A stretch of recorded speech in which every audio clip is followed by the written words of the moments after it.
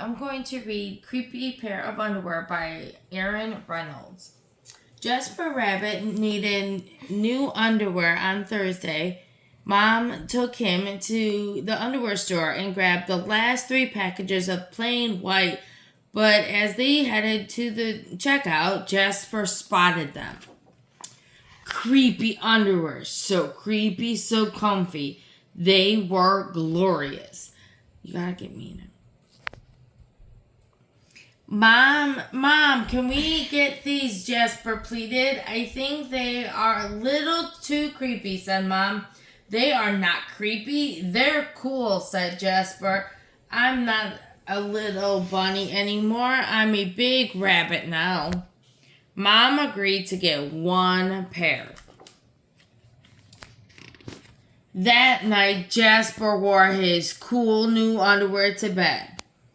Do you want me to leave the hallway light on? Said Dad. Dad, I'm not a little bunny anymore, Jasper said. I'm a big rabbit now. His dad shut the door, and that's when Jasper noticed. The underwear glowed, a ghoulish greenish glow. He closed his eyes. He pulled up the covers. He buried his face in his pillow, but it didn't help. He could still see that ghoulish greenish glow. Jasper leaped out of his bed and put on a plain pair of white underwear. He stuffed the creepy underwear into the bottom of his laundry hamper. He finally fell asleep. But when he woke up the next day, he was wearing the creepy underwear. Jasper threw him into the garbage can. He was still a big rabbit. He wasn't scared or anything, but he was done with the creepy underwear. After school, Jasper was doing his homework when he heard it, a scraping sound coming from his dresser. He opened the drawer and they were back, staring at him with a ghoulish greenish glow. He snatched the creepy underwear out of the drawer. He grabbed a big envelope and some stamps.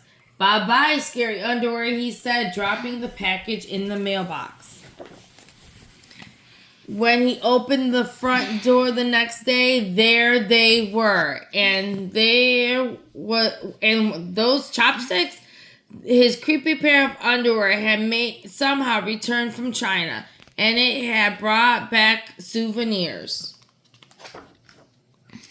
Jasper grabbed his mom's good sewing scissors. She didn't like him using them, but this wasn't an emergency.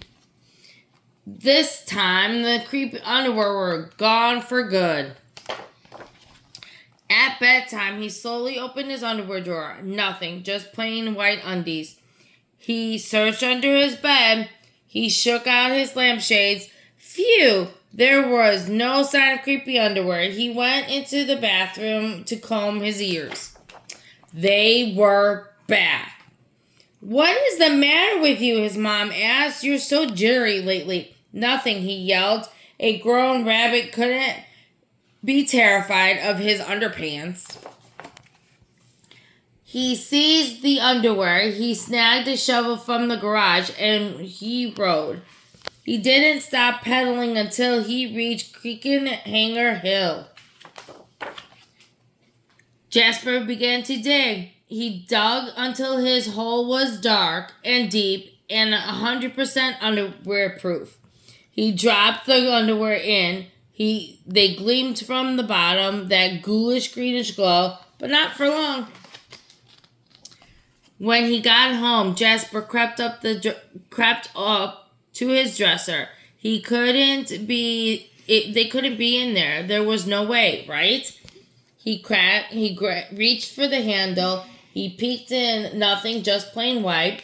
Jasper smiled and turned off the light. There was just one problem. It was really dark in there, even for a big rabbit. Jasper turned on his light. He looked at his non-glowing pair of plain white, and he knew what he had to do. The creepy underwear were a little dirty, but they still filled the room with that gentle greenish glow. The next day, Jasper gathered all his allowance money and went to the underwear store all by himself, just like a big rabbit. That night, Jasper wasn't scared at all. As he lay down to sleep, he smiled, and so did his underwear, because they had finally found somebody who wasn't scared of creepy underwear. The end.